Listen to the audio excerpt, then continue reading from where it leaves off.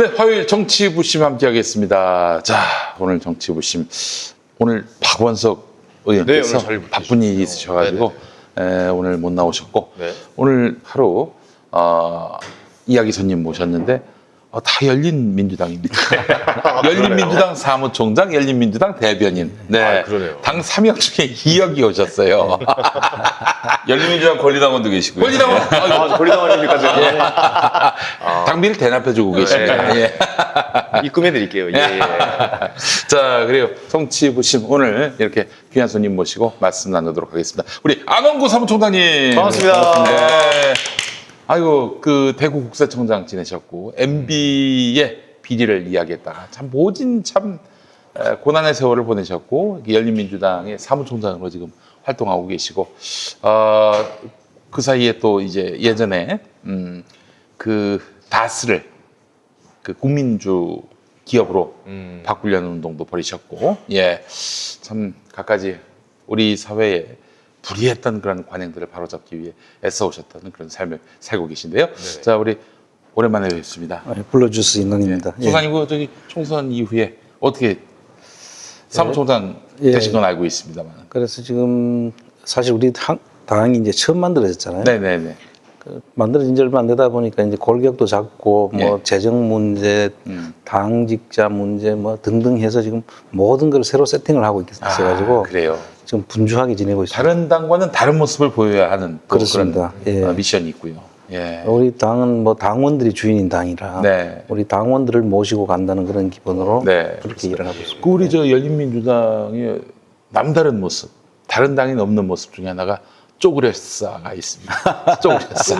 쪼그렸어. 네. 근데 아니 그 여의도에 당사가 있는데 여의도 당사에 있으면은 와 번듯한데 차렸네 이렇게 생각하실 수 있는데 중앙보훈회관 아시는 분들은 다 압니다. 어딘지 압니다. 예, 정말 오래된 건물입니다. 여의도에 건물이 생기면서 아마 처음 생겼을 거예요. 네, 거기 아직도 쪼그렸어가 있는 그 건물에 지금 열린민주당사가 입주해 있어요. 그러니까 한마디로 얘기해서 당원들이 내신 그 당비는 정말 피 같은 돈이다.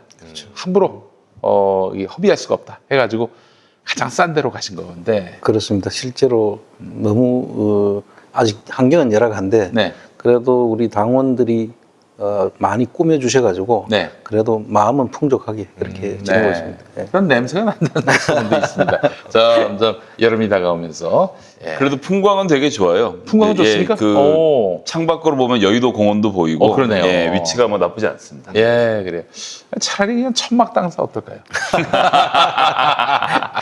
자, 옆에 계신 분은 열린민주당 대변인 김성회 형님 안녕하세요. 오셨어요. 네, 반갑습니다. 네, 그래요. 우리 결석 한 번도 없이. 그렇습니다. 네, 정치부심 계속 개근. 예, 개근상. 개근입니다. 예, 개근상을 노지방 드리겠습니다. 노조태.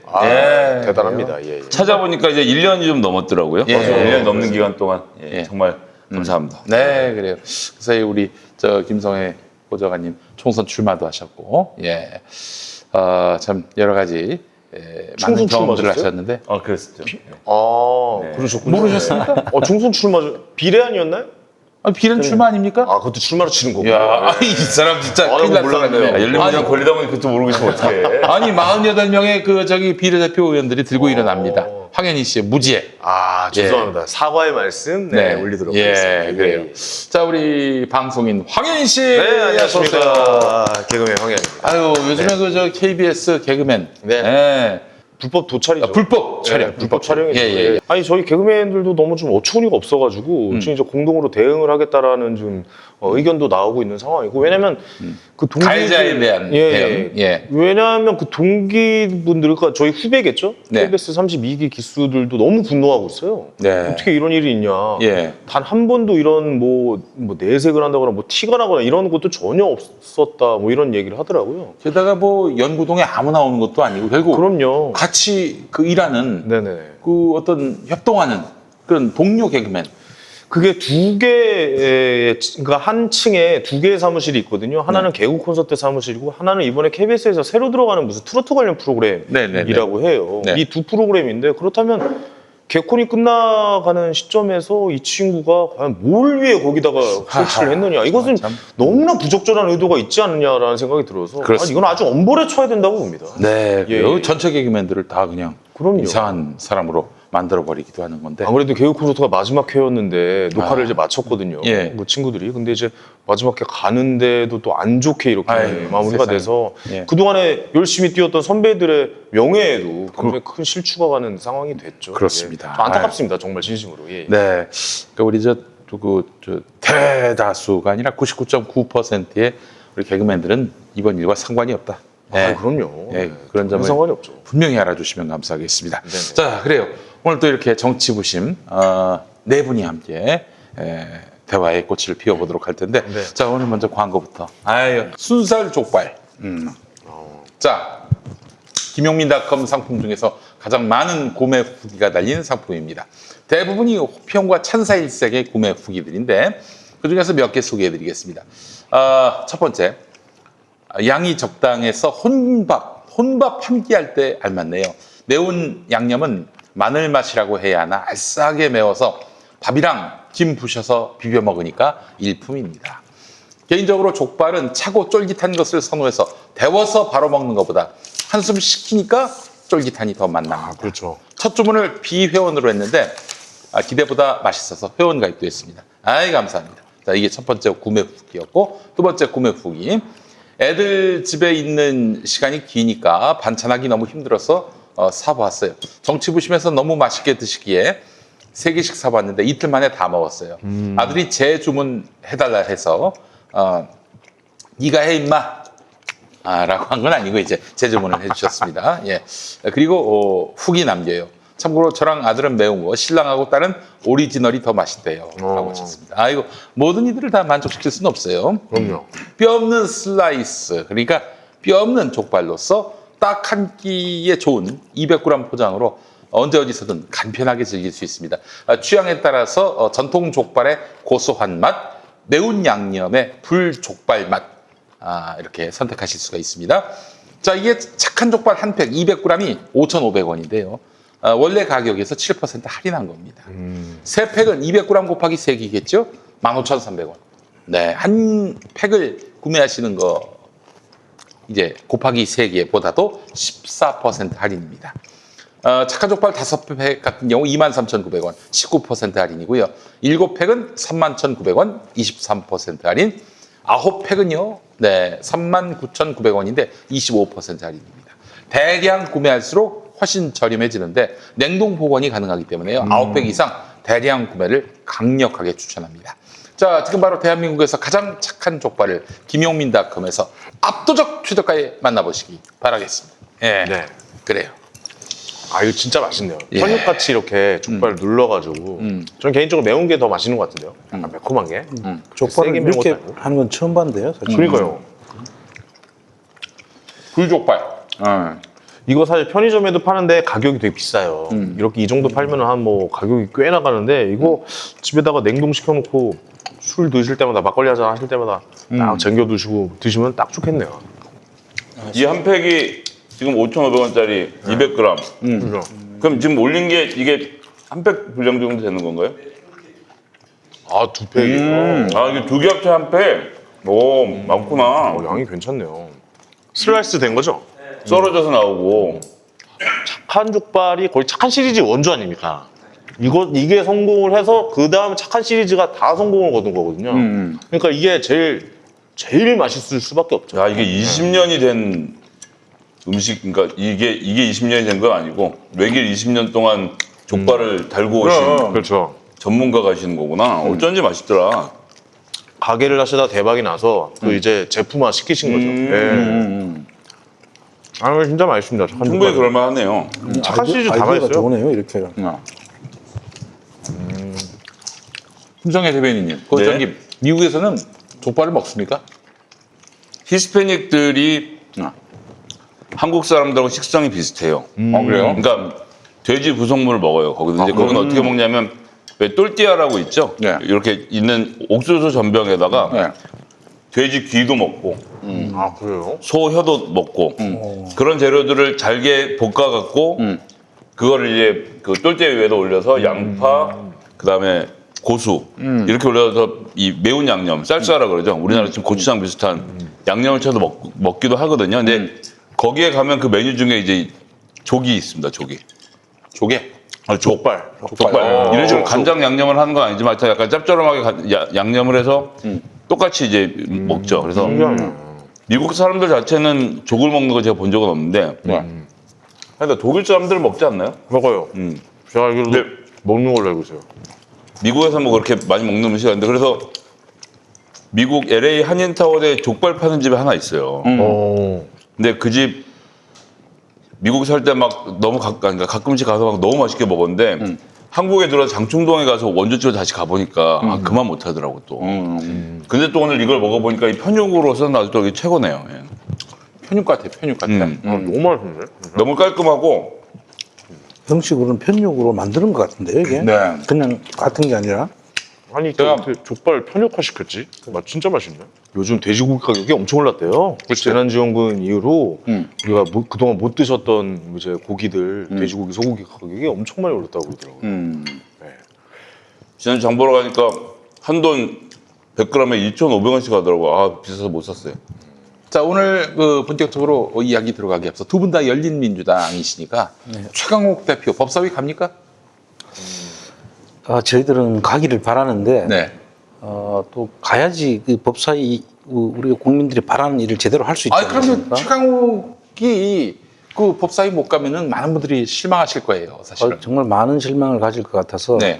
어떻게든 우리가 보내야 되겠는데 정말 뚜렷한 뭐 방법이 없어서 우리 국민들의 열망이 우리 의장님한테 네. 이게 의장님이 결정하십니까? 의장님이 거의 결정하시는 모양이더라고요. 아, 국회의장님한테 지금 기대를 걸고 있습니다.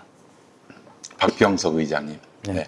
아니 그 국회의장이 결정을 하는 거예요. 그러니까 이제 법사위가 들어가냐 안 비교섭단체, 들어가냐? 비교섭단체는 그렇습니다. 아 비교섭단체는 그렇군요. 예. 아 이거 몰랐어요. 근데 사실 또 민주당 원내대표, 이 제1당 원내대표가 사실상 주도권을 갖고 있지 않습니까?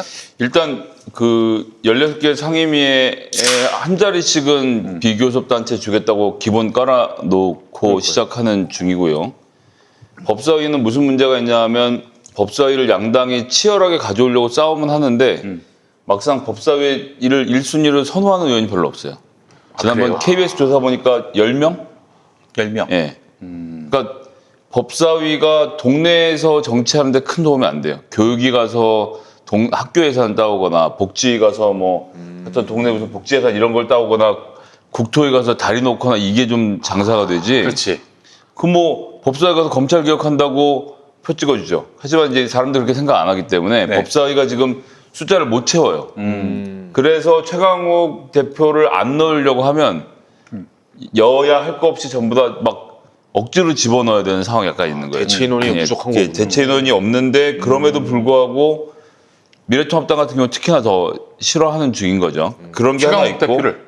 예, 그렇죠. 그럼 그런 사람이 들어와서 뭔가 이 강력한 드라이브를 거는 것은 싫다 이런 생각이 있고 또 하나의 변수는 권은희 의원이 국민의당 권은희 의원이 몇 세인 줄 아세요? 삼선 의원이에요 벌써. 그렇죠. 예. 알게 모르게 벌써 삼선이 됐어요. 2014년에 새정치국민회의 보궐로 들어가서 재보궐선거로 예. 들어와서 2년 하고 이제 재선이 됐고 그리고 비례로 삼선이 된 겁니다. 네. 어쨌거나 삼선 비례로 의원인데 그분이 이제 경찰 출신이라 네. 검경 수사권 조정 등 검찰 개혁, 경찰 개혁에서 경찰 측 목소리를 내야 되는 본인의 임무가 또 있어요. 네. 그래서 거기가 법사위를 지망을 하시는 거예요. 한 자리만 있으면 예를 들어서 이쪽은 난 삼선, 국회는 또 선수가 깡패거든요. 네. 그래서 이제 박병석 의장님이 어떤 판단을 하느냐도 하나 있는 거고, 그리고 이제 여야 간의 그 논의를 통해서 어차피 사람 못 채우면 비교섭단체 두 자리를 줘서 두 분 다 가게 하는 것도 방법이고 이제 뭐 이런저런 수들이 있는데 기본적으로는 유권자들이 열망에 달려 있다고 보고 뭐 이러나 저러나 이 김태년 의원의 177석 세상에 못할 게 없는 상태 아닙니까? 그렇지. 예, 그렇기 때문에 뭐 기대를 하고 있습니다. 네. 아, 그 지원자가 없다는 얘기는 처음 들었어요. 지원자가 있긴 있겠지만. 국토위가 50명, 아, 그래요. 그다음에 산자위가 40명.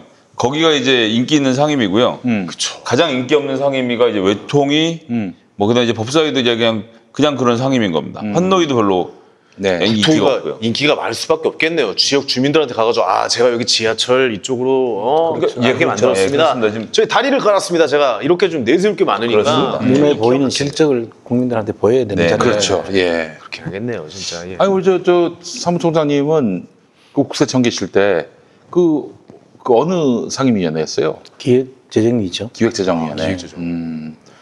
거기는 또 돈을 또 다루는 곳이니까 기획재정위도 상당히 인기 상임위 중에 하나긴 합니다.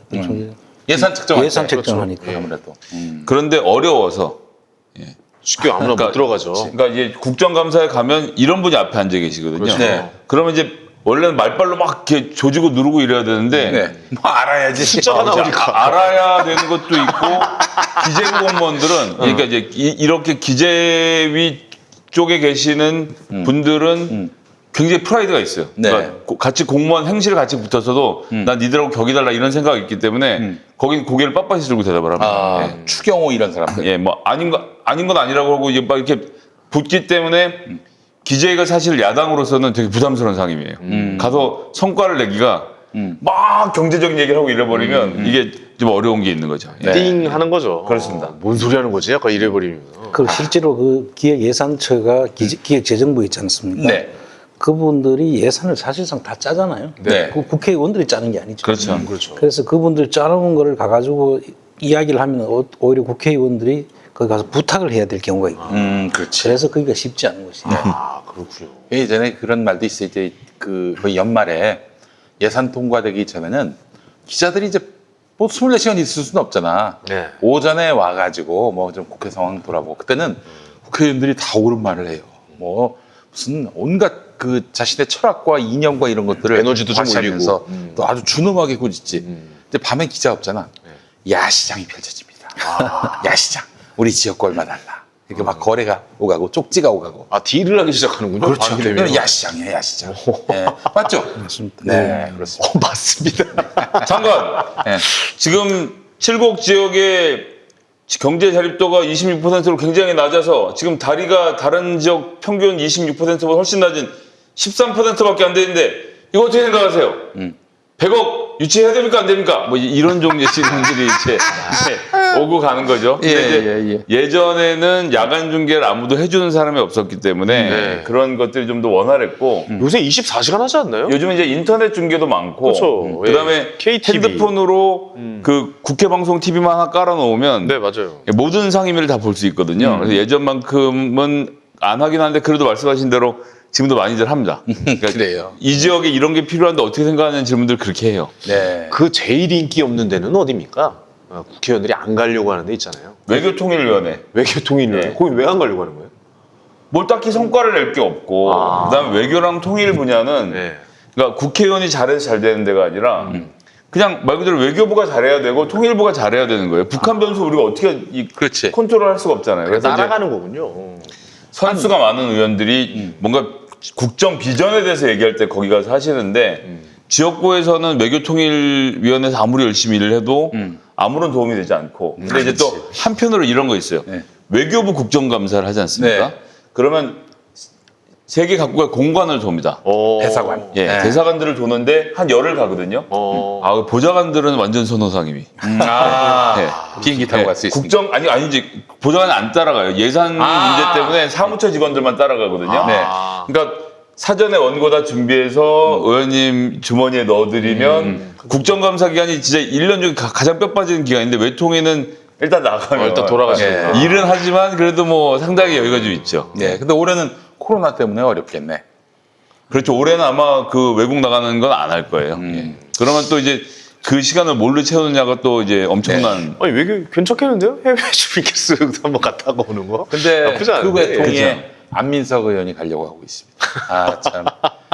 살찐성이 그러니까 나시네. 제가 말씀드린 대로 예. 다수한 의원의 경우에는 국가 경영의 비전을 보여줘야 되기 때문에 외교는 이렇게 해야 된다. 네. 통일 문제는 이렇게 다뤄야 한다라는 것을 그렇겠네요. 이야기하는 것이 지도자로서의 자기 자리매김을 하는 거죠. 네. 그 오선식 되시는 분이 저기 교육이 가갖고 우리 중학교에다가 300억, 30억 더 배정해줘 이렇게 얘기한 건 좀 모양새가 안 맞잖아요. 우리 저 안민석 선배 참 좋아하는 분이고 너무너무 의리가 있는 사람이 인간미가 넘치는 분인데 네. 난 근데 오선식 되는 분이 무슨 주말에 지역구 모임에 매달려가지고 그좀 이해를 할 수가 없어요. 좀. 야, 그거 대단하시네. 아직도 그렇게 지역구 모임을 다니시는 거 보면. 아니 거기서 무슨 한 10선 20선 하시려나? 아 참. 이제 의장 도전하시겠는데요? 혹시 다음에 아니 그분은 저기 최고위원 선거도 나가본 적이 없어요.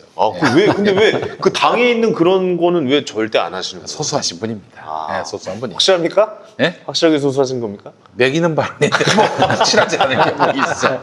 우리 안민석 선배. 아, 예. 아니 잘 너무 드셨을 욕심이 것 없어 같아요. 그 형님은. 아니 5선쯤 되면은 아니 이제 해야죠. 그렇잖아요. 저 우리 3선 때 우리 영선이 누님 같은 저기 선수가 같아. 네, 아니 도요 이번에 예. 저기 4선으로 끝났지 그 누님은. 근데 이제 3선 때 원내대표를 했는데 우리 저 민석이 형이 뭐 욕심을 냈다는 뭐 난 얘기를 근데 좀 사실은 다선 의원을 하려면 다선 의원은 지역구 의원만 해서는 안 됩니다.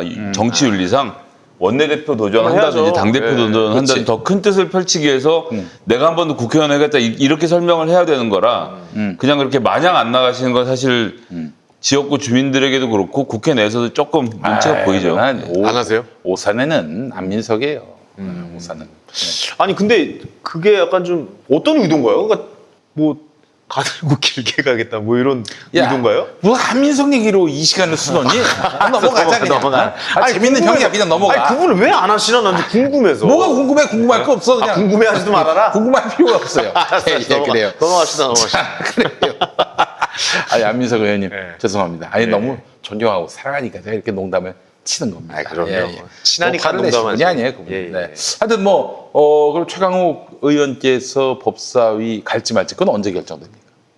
12일 12일. 예, 이제 곧 결정될 겁니다. 당에서는 어떻게 지금 예측하고 있습니까?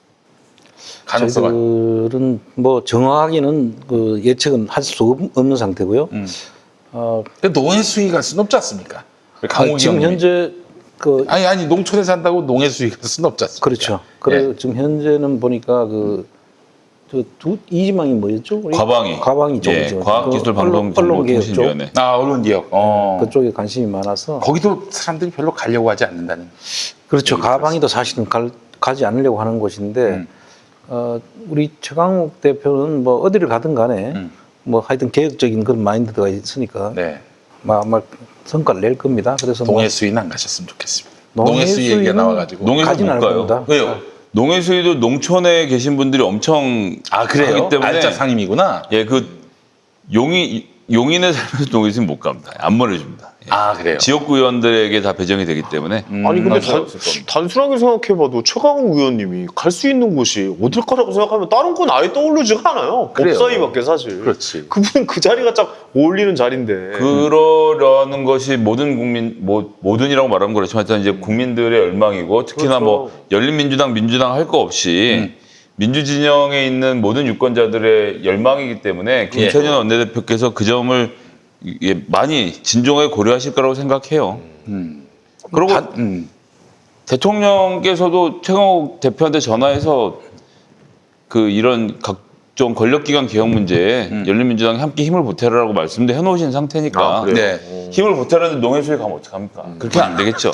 네, 알겠습니다. 그러네요. 자, 우리 방송 들으시는 보시는 시청자분들도 자신의 SNS도 좋고 게시판에도 좋고 최강욱이 법사위 가야 한다 이런 의사를 표시해 주시면 어떨까. 그렇다고 또 욕을 하진 마시고 무슨 상대방 듣고 빈정상할 일이 없게끔 아주 정중하게 그리고 아주 간명하게 법사위는 최강욱이 가야 한다. 아니, 이렇게 적어주신다면은 네. 굉장히 힘이 실리지 않겠나 싶어요. 아니 쉽게 생각해서 제가 개그 콘서트에 있어야 황현이스럽다 약간 이런 느낌인데 내가 갑자기 제가 뭐 부부의 생활 부부의 세계 제가 남자 주인공으로 갑자기 캐스팅 이거 안 맞는 그림이잖아요 사실. 어울릴 것 같은데? 예? 어울린다고요? 사생활 다 나오는 거 아닙니까? 법사에 가는 게 죄는 아니잖아. 이러고 하는 거죠. 방송국이 망하려고 작정한 거죠. 자, 말아먹자라는 건데 그러니까 그 그림이 그러니까 어느 사람이 어느 자리에 있든 그 어울리는 자리가 있는 건데 사실 그 자리를 두고 다른 데를 보낸다? 그건 좀 이해가 가지 않습니다. 예. 그게 사실 그래서 뭐 갑자기 또 딴 얘기 좀 하자면 예전에 SBS 드라마 중에 조금 좀 외모가 뭐 미남은 아닌데 그런 사람이 아름다운 여인과 연애를 하게 되는 뭐 그런 줄거리에 이제 그 드라마가 있었어요. 네. 여자 배우는 박선영 씨. 얼마나 아름답습니까? 예. 남자 배우를 이문식 씨를 쓴 거예요. 이문식 씨를. 그래서 시청률이 아주 폭망을 했습니다. 그래서 죄송하네. 그때 SBS, 내 기억하는데 SBS 내부에서 이문식 대신에 황정민을 썼으면 또 달랐을 것이다. 예. 너무 이제 말하자면 적절한 비유신 것 같은데 예, 뭐 예. 다른 이야기가 아니고 예. 최강욱을 예를 들어서 뭐 농해 수위를 보냈다. 네. 그걸 우리 국민들이 어떻게 보라겠습니까? 그렇죠. 예, 예. 국회 문 닫자는 거지. 맞습니다. 예, 맞습니다. 예. 어울리는 자리에 보내야죠. 또저 농해수위도 인기 상임이라고 하니까 뭐 그런 일은 없을 것 같은데. 사실 인기를 기준으로 하지 않고 정말 예. 국가를 위해서 어떤 일을 할 것이냐를 기준으로 해서 보내야지. 예. 그걸 뭐 좋아하는 데라고 보내고 그럴 수는 없는 거 아니겠습니까? 그렇습니다. 저희가 이제 하루 이틀 시간이 생기면서 어제 급하게 국회의장님께 면담 요청을 했는데 의장님께서 또 흔쾌히 받아주셔서 오늘 면담을 하고 나왔어요. 예. 그 저 김진애 원내대표하고 같이. 예, 같이 가셔서 예. 다 면담을 하고 나오셨고 이야기들이 잘 진행됐을 거라고 보고요. 문제는 조금 전에 말씀드린 대로 박병석 의원이 배치하는 문제도 있지만 몇 자를 비워놓느냐는 또 양당 간의 협상이 있으니까 네. 김태년 원내대표에게 저희가를 응원해드려야 되는 상황이로 이건 진심으로 응원입니다. 그것도 뭐 사무실에 전화하고 뭐 최강욱 안 보내면 안 된다고 이렇게 하시면 안 되고요. 그냥 네. 응원을 해주시면 됩니다. 같이 검찰 개혁이 민주당에게 나서 있는 최선의 과제고 그리고 그런 일을 할 때 최강욱 대표가 잘 할 거기 때문에 민주당으로서 큰 힘이 되거든요. 네. 그렇게 안 할 이유가 없기 때문에. 예. 아니, 그러니까 이제 그 지금 조선일보가 반대하고 미래통합당이 반대한다는 거 아닙니까? 그럼 가야 되는 거 아닙니까? 그럼 가야지. 그럼 우리끼리 한번 다 갈 수 있어요. 예. 아무런 제한이 없습니다. 법사위 모르겠고 그럼 투표하자 이러면 끝이에요 그냥. 그 이제 아니 최강욱이 하든 말든 신경 안 쓴다. 이러면은 재고를 해봐야 돼. 근데 오히려. 둘이 쌍수를 들어서 지금 최강욱은 가면 안 된다 그러면은 가야지. 또 무슨 일이 있어도 가야지. 그렇죠. 그 네. 김남국, 이탄희, 김용민, 네. 예, 최강욱 이렇게가 법사위 가서 칼 한 자루씩 차고 앉았다고 생각하면요, 이거 흐뭇해요. 네. 김남국 변호사, 김남국 의원이군요, 이제. 네. 김남국 의원도 이제 법사위 가는 겁니까, 그래? 그건 뭐 알 수 없지 그거는. 아니, 거기서 쌍심지를 끼고 있어요? 가려고 그러지. 어. 예. 근데 조금 전에 말씀드렸지만 지원자가 적기 때문에. 그렇습니까? 근데 이 법사위의 중요성이 진짜 뭐 최근에 와서 지금 이야기가 거리되고 있는데 결국 그 미통당에서 법사위만은 자기들이 가져가야 되겠다. 이렇게 그렇습니다. 지금 하고 있잖아요. 그 이유가 뭐겠습니까? 발목을 잡겠다는 거 아니겠습니까? 네. 통화 지켜주겠다. 그런데 우리 최강욱 의원 같은 사람이 가서 그 발목 잡으려고 하는 거를 딱 우리 국민들의 뜻에 맞추어서 딱 무산시켜야지 네. 이 일이 될 거 아닙니까? 나는 참 이 법사위에서 야당 의원들하고 싸울 그 최강욱 의원의 그 언변을 생각하면은 벌써부터 막 가슴이 흐뭇합니까? 느껴져요. 가슴이. 예. 짜릿짜릿합니다. 짜릿합니다. 그 싸우는 거 못 봤죠? 예, 저는 예전에 그 실제로 MBC 대주주 방송문화진흥회에서 네네. 최강욱 그 이사가 이제 저쪽 편 네. 그분들하고 1대 5인가 6인가로 싸웠어요. 한 명 한 명 깨는 거예요. 한 명 한 명. 당신 이랬지. 당신 이랬지. 그래서 아주 그냥 이번에 기자 혼내시는 건 봤어요. 네, 그렇습니다. 짜릿하더라고요. 혼을 낸 게 아니라 물어본 거죠. 아니, 사실대로 얘기해 준 예, 거죠. 교육을 네, 서로 팩트 의견을 체크해 주고받는 주신 거죠, 의견을. 네. 근데 한번 최강욱한테 한번 당하면요 얼어해가지고 아니, 저 뭔 한번- 말이 안 나와요. 나 이게 약간 좀 이상한 건가? 나 가서 좀 한번 깨져보고 싶은데. 이상한 뭔지 알죠? 자료 만들어 드릴게요. 집에 채찍이 있다는 소문이 있어요. 밧줄도 있고 수갑도 있다는 소문이 나를 있어요. 좀, 제가 의원님께 좀 혼내주셨으면 좋겠다. 뭐 그런 생각도 좀 들어요. 이상한 취미가 있네. 야, 너 한번 당해봐라. 그거 참을 수가 없어. 그거. 그렇습니까? 근데 오늘 이제 나오면서 박병석 의장님이 김진애 원내대표한테 최강욱 우리 대표님 무서운 사람인 줄 알았는데 알고 봤더니 순둥이라고 이렇게. 그러니까 실제로는 사람 되게 결이 곱고 순둥순둥한 스타일이에요. 저번에 한번 오셨잖아요. 김용민 TV. 네. 저희 썰방 여기서 녹음했었을 때. 네. 그때 인사 한번 드렸어요. 예. 되게 순하시던데요. 예, 너무 좋으시던데요. 아니, 이게 네. 평소엔 순하지. 그래요? 일단 뭐 발동이 걸리면은 그 질주를 막을 수가 없어요. 하긴 평상시부터 화나 있으면 네. 말이 안 되죠. 예. 알겠습니다. 사실 저도 최강욱 그 변호사님을 방송에서 처음 만났거든요. 저렇게 말 차분하게 그 온화한 표정으로 방송하는 사람이 있나 봤는데 와 나중에 싸움하는 거 보니까 이거는 그래요? 무슨 약을 먹고 하는 것 같지. 아, 약 빨았다. 네. 막 이런 말 하잖아요. 강민정 의원은 뭐 당연히 교육위로 가겠죠. 교육이 1, 2, 일단 3지망을 다 교육이로 했죠. 1지망도 교육위, 2지망도 교육위. 아니구나. 3지망은 한노에 있으셨나 보구나. 아니, 한노에. 교육이라고. 아, 그걸 바꿨나요? 네, 그래요. 그 김진애 의원님은 어디 넣으셨어요? 국토, 어. 그다음에 기획재정, 또 하나가 어디였죠? 마지막이 그것도 완전히 팔방미인이라서 그분도 뭐 어디를 가도 몫을 할 뿐이죠. 그럼요. 네.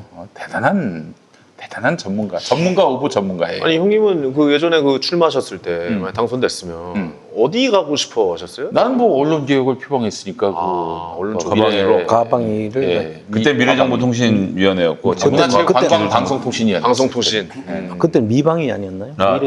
아니야 미래창조는 박근혜 정권 때. 아, 저희 이명박 정부 때였죠. 그렇죠. 예, 아, 그 전이었네. 가방이구나. 자, 야, 그것도 시간이 많이 흘렀네요. 그러니까요. 8년이 지났습니다. 8년. 근데 아직도 막말로 욕을 먹고 있네. 그것도 이제 잊혀질 그 만한. 8년 전으로부터 또 8년 전에 했던 막말을 갖고 그러니까 16년 전 막말을 갖고 요즘 좀 저기 소장 좀 집어넣는다는 소문 있던데 좀 들어가고 있습니까? 누가요? 본인이? 본인이 누구한테? 뭐 기자들 상대로? 예. 막말. 몇 군데 예. 몇 군데 예. 나왔습니다. 예. 아 자료화면 쓰는 거에 대해서 뭐 하시는 겁니까? 그런 건 아니고. 그런 건 아니고요. 예, 그건 아니고. 왜냐면 또 우리 제가 시민단체도 하다 보니까 기자들 협조를 또 많이 받아야 됩니다. 일일이 다 척을 질 필요는 없을 것 같아서 아주 선별적으로 죽었다 깨어나도 이 친구는 나에 대해서 호의적으로 나올 것 같지 않다는 사람들만 엄선해서 네. 공격하고 있습니다. 자, 오늘 우리 안홍구 사무총장님 나오셨는데 워낙 컨텐츠가 많은 분입니다. 인간 자체가 컨텐츠예요. 예. 자, 오늘 어떤 이야기 한번 좀 해주실 얘기가 있다고 예, 말씀 오늘 들었습니다. 사실 제가 요즘 관심 갖고 있는 게 좀 금융과 관련된 금융. 금융 네. 게이트. 최근에 우리 그 조진영 최고가 또 그 발언을 한 게 있죠. 지난 최고위원회 때. 네. 금감 원장을 청와대 민정에서 감찰을 했다. 예. 그 이야기를 하셔가지고 그 진위가 뭔지에 대해서 궁금해 하시는데 오늘은 그거와 관련된 이야기들을 제가 조금 말씀을 드리고 싶은데 네네네. 옛날에 그 론스타라고 론스타 알죠? 적 있죠. 네. 아, 예. 그 론스타가 그 해외 그 펀드지 않습니까? 외국계 펀드가 국내에 들어와서 그 당시에 외환은행도 사고, 네. 그다음에 극동건설도 사고, 네. 또 스타타워라고 있는 그 건국대 쪽인가요? 아니죠 그 논현동 쪽에 그 논현동? 역삼동 아닙니까? 역삼동. 그래요. 예. GS 건물 앞에. 예, 그 예. 금융타워 건물이죠. 그걸 사가지고 엄청난 돈을 남기고 나가면서 또 최근에는 론스타가 뭘 했냐면은 ISD 소송이라고 그렇죠. 국가를 상대로 한 소송을 지금 제기해가고 독소 조항이라고 불렸던. 예, 그래서 국가에서 자기들이 돈을 버는 거를 방해를 했다. 그래서 국가가 그 손해를 배상해라 하는 그런 소송인데 그 뭔 내용인지 아시죠? 아, 황인희 씨? 그럼요. 예. 뭐 자세하게는 몰라도 대충 돌아가는 내용은 알죠. 그러니까 이제 여기 한국에 와서 사업을 벌였단 말이야. 근데 손해를 보면은 그 나라 정부한테 소송을 걸 수가 있는 게 그러니까요. 바로 ISD입니다. 이게 아주 대표적인 FTA의 독소 조항이라겠는데 한미 FTA 그런 게 네네. 있어요. 예.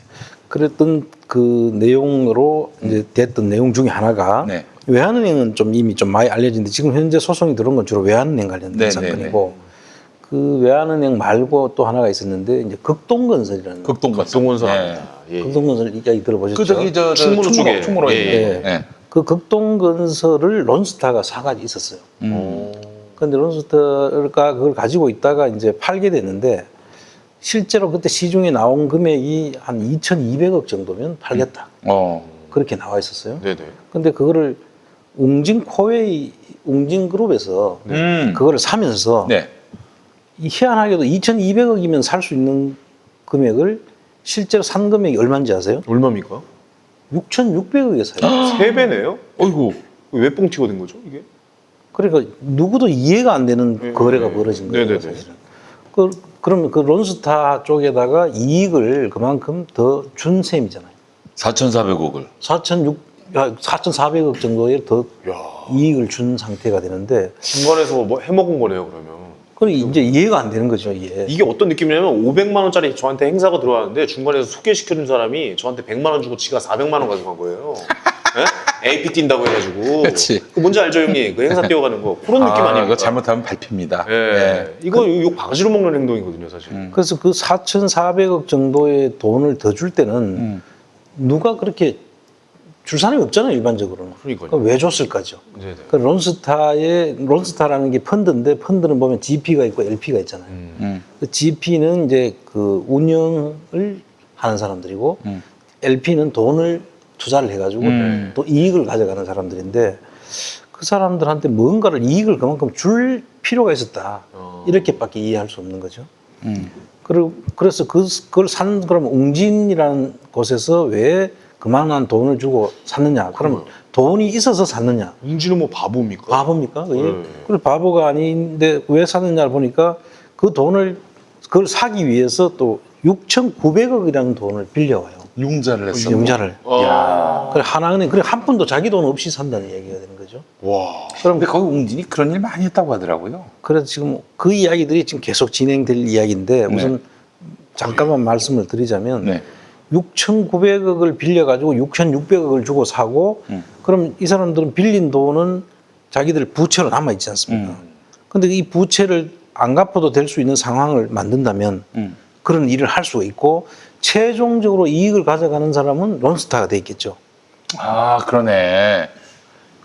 그래서 이 돈을 어떤 과정에서 왜 그렇게 사게 됐고 그 돈을 또 빌려준 사람들은 6,600억을 빌려주는 것도 문제인데 또 거기에 300억을 더 얹어가지고 또 빌려준단 말이죠. 이런 일이 벌어지게 된 데는 왜 무슨 일이 있을까에 대해서 출발한 거죠. 이게. 담보를 잡고 빌려준다고 하더라도 담보보다 더 많은 돈을 빌려준 거네요. 근데 그렇게 하는 경우도 없기도 하고 사는 거를 담보로 해가지고 빌려주는 것도 그것도 문제죠. 없는데 심지어 사는 가격보다 더 많이 대출을 해준. 하다못해 서민들 아파트 살 때도 40%밖에 안 나오는데. 그렇죠. 예. 사실 뭐 그 말이 안 되는 일이 벌어진 예, 거죠. 이거는 그리고 말이 안 시중 되는 가격이 2,200억이면 살 수 있는데 네네. 실제로 평가는 그보다 더 낮다는 거예요. 그래서 그거를 산 거에 대해서 어떻게 해서 그렇게 샀느냐. 그러면 결국은 그 펀드에 투자를 했던 사람이 누구길래 그 사람한테 이익을 그만큼 주려고 했느냐에 기결이 되는 것이죠. 네네네. 그래서 지금 현재 그 펀드의 론스타 펀드는 그 당시에 무슨 이야기가 있었냐면은 결국 이게 검은 머리 외국인 돈이다.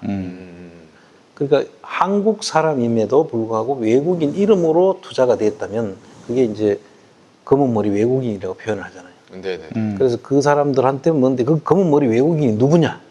이제 이것을 이제 찾는 것이 지금 관건인데 그 문제를 풀기 위해서는 반드시 그 검은 머리 외국인의 존재만 밝혀내면 되는데 그 문제에 관련된 사람들을 봤을 때 의심가는 사람들이 있다는 거예요. 그게 이제 일어났는 시기가 언제고 하면은 2007년, 8년, 9년. 왜 그때 리먼 사태 때네요. 그때. 그리고 이명박 대통령 당선 이후로. 당선 이후고 예, 예. 그 당시에 이 돈을 빌려준 은행은 하나은행이라는 거죠.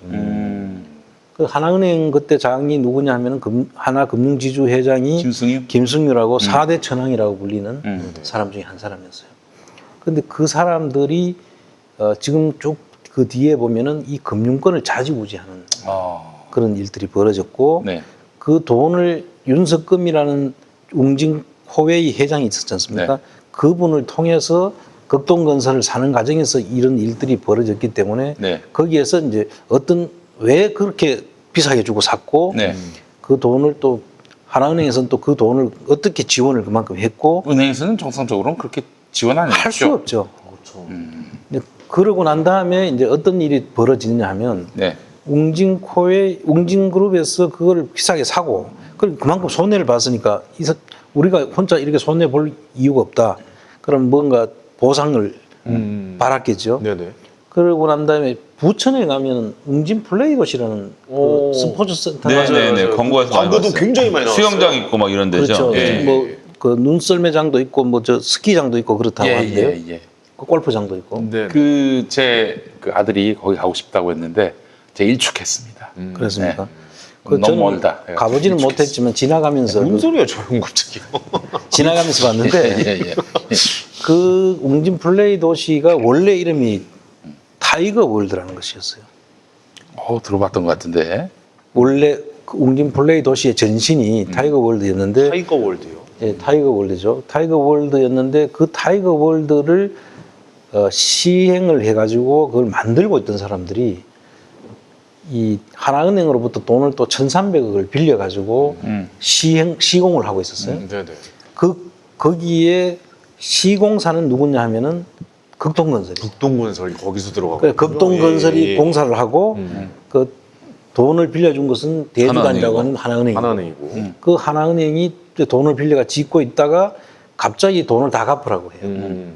그래서 그 상당히 오랜 기간 동안에 갚기로 하고 돈을 네네. 빌린 거고 네네. 이자들을 또 잘 주고 있었고 근데 갑자기 돈을 원금을 다 갚으라고 그 하면 법으로 그래도 되는 겁니까? 갑자기? 되죠. 그렇죠. 예. 사실은 그 뭐 비 올 때 우산 뺏는 거하고 똑같은 거죠. 그러니까 그냥 죽어라 이거 죽어라 아닙니까? 이거죠. 예, 예. 그래서 그 과정들도 지금 시간이 짧은 시간에 다 설명드리기는 그렇고 결국은 그 돈을 갑자기 갚으라고 하니까 이 사람들이 부도를 낼 수밖에 없었고 그거를 공매를 해가지고 그거를 웅진 그룹 산하에 5천만 원짜리 회사를 하나 윤석금 씨가 만들어가지고 그 회사에서 그걸 인수를 받습니다. 네. 5천만 원짜리 회사요? 5천만 원짜리 회사. 말 그대로 이제 법이 만드는데 최소 비용이군요. 그렇죠. 예. 그래서 그래 만들어가지고 그거를 인수하는 과정에서 벌어지는.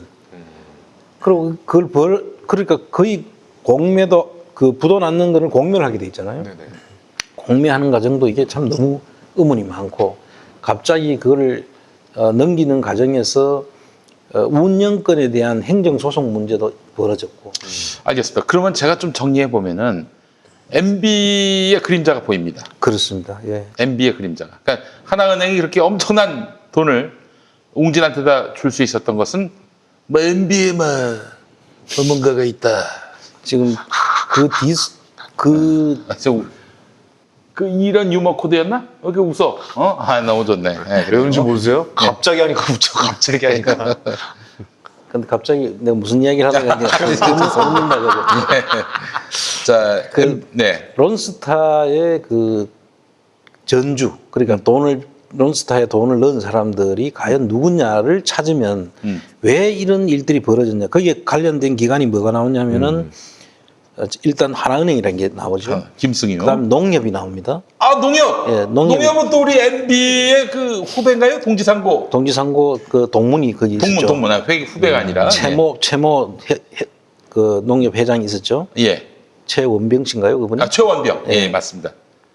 그리고 그 농협 캐피탈에서 또 5천만 원밖에 안 되는 회사니까 이걸 살라 그러면은 예. 돈이 한 2천억이 필요해서 예. 그동안 그 중에서 1,300억을 빌려주는 과정에서 또 사기 대출이 일어납니다. 근데 이런 일들이 농협이 관련돼 있죠. 그리고 그 공매하는 기관은 어디였냐면 한국자산신탁이라는 곳이었어요. 그 옛날엔 캔코의 자회사였습니다. 네네. 이게 연결돼 있었고 이 모든 것들이 국가기관이 국가의 그러니까 쉽게 말하면 주인 없는 기업들, 주인 없는 기업들이 다 여기 연결이 돼 있어요.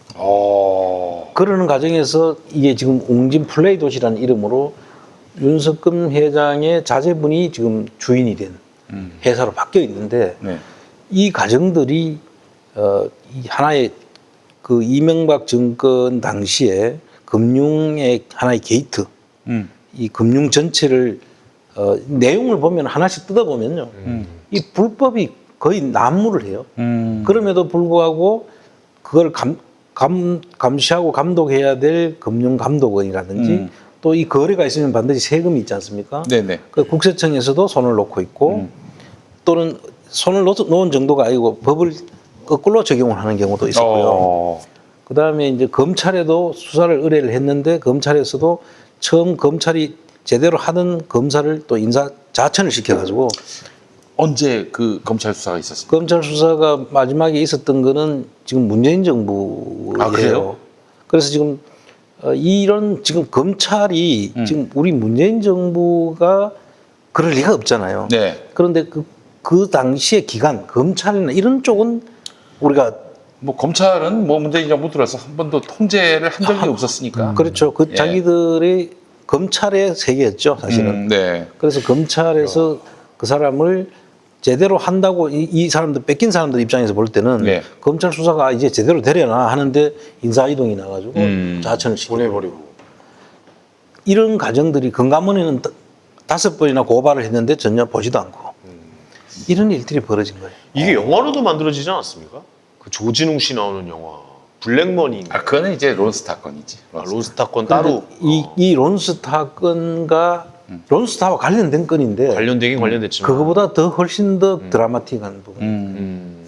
자, 그러면 그러면은 수혜자는 똑같은 거지. 네, 그 수혜자. 검은머리 외국인들. 예.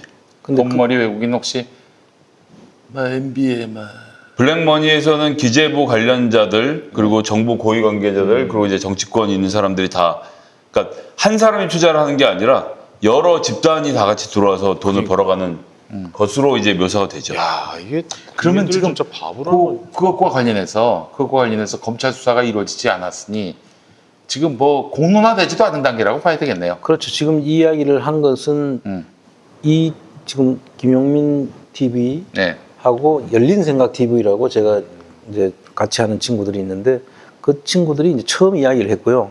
이제 앞으로 이제 그 제도권 제도권이라고 요즘 뭐라 하더라고요. 공중파 방송. 예. 아, 지상파. 지상파, 일간지. 에서도 예. 지금 이제 관심을 아, 갖기 그렇습니까? 시작하는 단계.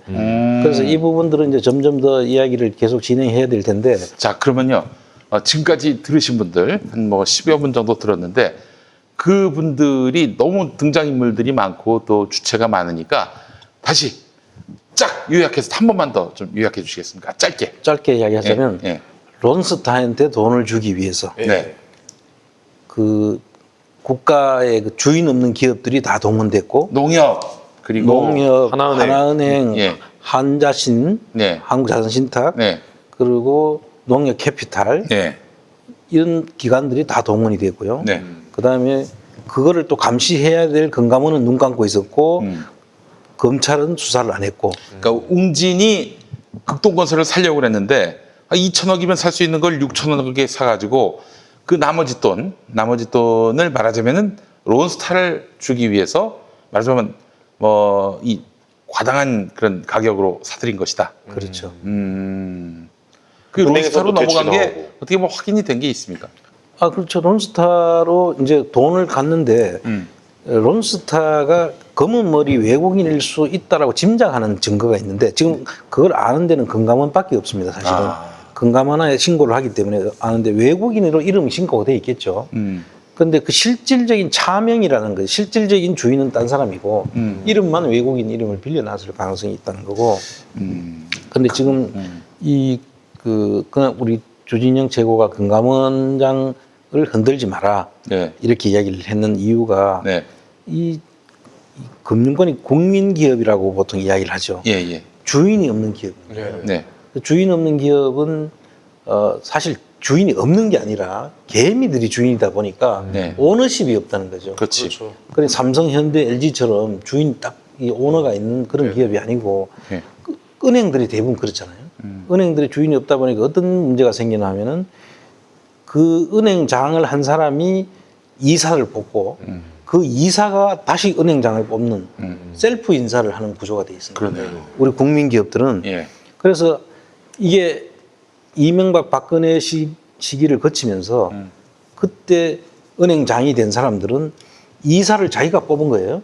그럼 그 뽑아놓은 이사가 다시 또 이사를 뽑는 겁니다. 그리고 그만둘 때 되면은 자기들이 또 지목하는 사람들이 뽑고 그래서 금융기관은 자기들의 세상인 거예요.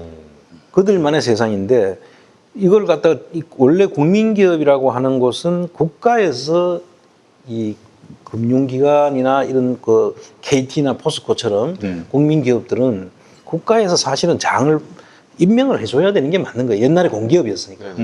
그런데 지금 국민들한테 줄을 다 나눠줘가지고 개미들이 주인이다 보니까 이걸 민간기업이라고 이름해서 국가에서 손을 못 대도록 자기들 스스로 망을 쳐놓은 거예요. 그렇죠. 방어망을 쳐놓고 그래서 대통령께서도 지금 민간기업에다 내가 그 인사관여를 안 한다 이렇게 한 겁니다. 그러다 보니까 은행장이나 이런 사람들이 자기가 뽑은 이사에 의해서 다시 또 추대받는 거죠. 계속 그래서 이 무한 반복될 수 끝까지 있는 해먹는 거네요. 할 수 있는 상태가 돼 있고 실제로 그래서 정권이 바뀌었는데도 불구하고 그 흐름이 계속 내려왔던 거고요. 거기에 대해서 지금 새로 바뀐 우리 윤석헌 금감원장이 징계를 했단 말이에요. 징계를 하니까 이 사람이 징계를 받으면 다음 은행장이 될 수가 없어요. 네. 징계를 받는 경우에는. 그러다 보니까 이번에 이제 반발을 하고 있는 거죠. 그래서 그 징계를 시켰던 금감원장을 다른 방법을 통해서 뒤로 쿠션을 넣어가지고 감찰을 시켜가지고 흔들려고 했다는 거고, 그거를 하지 말라고 그날 우리 주진영 최고가 그 우리 최고위원 회의 때 이야기를 한 겁니다. 네. 그래. 여기 지금 댓글 중에 저게 있었는데 MB가 4천억을 먹었다라고 생각해도 됩니까? 라는 글이 있었습니다. 그건 MB라고 이제 우리 단정은 못하지만 적어도 금승유와 MB와의 관계라는 게 있으니까요. 네. 둘이 동기동창이잖아요. 그렇죠. 그리고 4대 천왕이라고 하는 그 당시에 우리은행장이었던 이강 뭐죠 그분이? 네. 이거 우리은행 그 지주했던 그 무슨 뭐 돈을 주고 자리를 요구를 했다가 그래서 나중에 뭐 걸리니까 메모지를 입속에 집어넣고 예. 그 MB한테 옷 사주고 예 그런 사람이 있어요. 있죠. 하여튼 그 양반. 그 양반하고 4대 천왕 중에 한 분이었고 김승유 씨는 많은 의혹을 갖고 있는 사람이죠 지금. 네. 그 의심을 하는 게 문제는 아니군요. MB가 그 4천억을 먹었을 것이다라고 의심하는 게 잘못된 건 아니네. 의심이니까. 의심이니까. 그쪽 관련해서 의심이 있고 그 당시에 이 회사를 또 타이거 월드라는 회사를 그 강탈해가는 과정에서 네네. 그럴 수밖에 없는 여러 군데를 다 한쪽에서 지휘할 수 있는 사람이 누가 있었겠냐는 네. 거죠. 근데 우리 장내 오키디아님은요. 명박이를 너무 무시합니다. 고작 그것만 먹었겠어요? 4천억. 그리고 이제 이게 끝이 아니에요, 사실은. 또 있습니까? 그래서 참 아까 우리은행 이팔성. 이팔성. 이팔성. 예. 이팔성 경우도 이제 그냥 지금 그분이 무슨 처벌 받거나 한 게 없잖아요. 네네네. 그런 이야기들 다 해도 그냥 다 넘어갔죠. 그래서 지금 그쪽도 이제 제가 추적을 하고 있는 것이 있는데, 네네. 그건 이제 좀 더 구체화되면은 나중에 이야기를 할 것이고요. 뭔가가 또 있군요. 우리 MB께서 뭐 푼돈부터 시작해서 뭐 정말 상상할 수 없는 천문학적인 돈까지 가져가셨다라는 말은 못하고 굉장히 관심이 많으셨다. 그렇죠. 이 정도로 표현을 해도. 그 당시에 우리증권이 그 싱가포르에 있는 그 펀드에다가 그 당시에 한 200억을 또 투자한 사실이 있는데 그때는 우리증권이었어요. 네. 그 우리증권 지금 농협증권으로 지금 합병이 됐는데 네. 그 우리증권이 왜 거기다 투자를 했을까? 그 당시에 싱가포르라면 또 우리가 걱정되는 것이 있잖아요. 그렇습니다. 짐작가는 것이. 예. 그래서 그런 것들이 전부 다 연결되어 있는데 이분들이 단위가 예. 이거는 어떻게 보면은 그 중에 일부분일 거예요. 빙산의 일. 네, 예. 인간의 일각이고. 아니 개인적으로 좀 이해가 안 가는 게 이런 일들이 안 밝혀질 거라고 생각을 하고 하는 걸까요? 왜 그 자리에만 가면은 이게 꼭 나중에 몇 년 뒤에 밝혀질 텐데 이런 식으로. 근데 몇 년 뒤가 지금까지 그 시간이 꽤 흘렀잖아요. 네. 많이 흐르긴 했죠. 흘렀고 이게 최근에 왜 문제가 됐냐면 네. 이 부분들이 뭐죠? 그 웅진그룹에서 웅진코웨이라고 있었지 않습니까? 그렇죠. 웅진이 그때 예. 부도가 났고 네. 부도가 나서 NC로 갔잖아요. 한 4조 정도 되는 돈을 탕감을 받았단 말이에요. 그 당시에 법정관리 네, 들어가서. 네. 그리고 부도를 내는 기업인데 그 기업을 다시 또 경영권을 산다고 하면서 윤석금 씨가 2019년도에 재기했다 하고 크게 한번 다시 이윤석금은 웅진그룹이죠. 네. 지금 전부 다 웅진이 타이거월드하고 네. 극동건설하고 자기 취득했다가 다시 팔았고. 네. 그렇게 시원하게 말아먹었는데 재기를 한다는 건 참. 그런데 재기하는 게 또 웃겨요. 웅진코웨이가 네. 그 한 30% 정도 지분을 가지면 경영권을 행사할 수 있잖아요. 네. 그것을 돈을 얼마나 주고 인수를 하냐면 2조를 주고 다시 인수를 해요. 자기가 부도냈던 기업을. 그러면 그 자기가 돈이 있어야지 인수를 할 거 아니에요. 네. 그 돈을 누가 대준 거예요? 누가 대준 거냐면 또 한국투자금융 고문으로 있던 김승유 씨가 만들어줬다. 아니 다 말아먹은 사람한테 돈을 그 2조씩이나 꿔줄 수가 있나요? 그게 최근의 일이에요. 최근의 일이에요? 작년 2019년도 일이에요. 아 그래요? 그러니까 이 흐름들이 예. 이 계속 무한 반복되고 있다는 생각을 밖에 할 수 없는 거죠. 그래서 이 금융을 우리가 들여다봐야 된다. 예.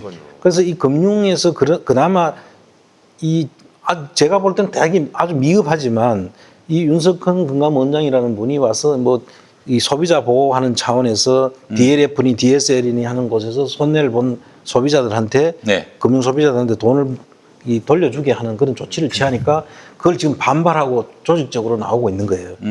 이 정도 가지고도 나오는데 그 김기식 의원 이야기가 있잖아요. 알죠. 예. 그 김기식 의원도 3일간인가 뭐 하다가 그냥 그만뒀잖아요. 예. 금융감독원장. 금융감독원장을. 예. 그래서 자기들하고 이게 입맛이 안 맞으면 다 다른 방법으로 그 사람을 끌어내리는 거예요. 그치 아니고 별거 아닌 거 가지고 완전 사람을 쓰레기로 만들어 버렸잖아요. 그랬습니다. 그래서 이런 지금 윤석근 씨도 제대로 뭔가 하려고 그러는데 이 금감원하고 각 은행들, 증권보험, 이 금융기관들이 다 하나가 돼가지고 지금 검찰을 보는 느낌이에요.